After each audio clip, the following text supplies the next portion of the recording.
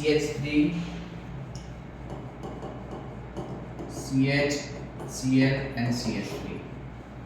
It means R C R H and X. ये carbon check करो कितने carbon से अटैच है, दो, एक और दो। तो सेम आप इस कार्बन पर फोकस करो कितने से अटैच है,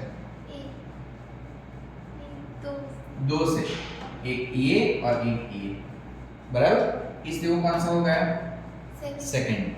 suppose CH3 CH2 CH CH3 CH Cl CH3, बोलो ये कौन सा होगा, सेकेंड। क्योंकि ये कार्बन को आपको चेक करना है वो कितने से अटैच है, क्योंकि एक और ये दूसरा दो से अटैच है, इसलिए कौन सा हो जाएगा आपका, सेकेंडरी। सपोज आपका कंपाउंड ऐसा है CH3C CH3 CH3 CH Cl और CH3, चलो ये कौन सा है, सेकेंडरी, क्योंकि इससे चेक करना है कितने से अटैच है, दो से।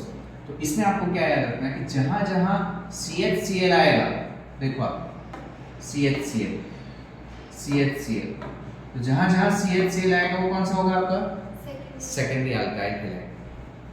लिखो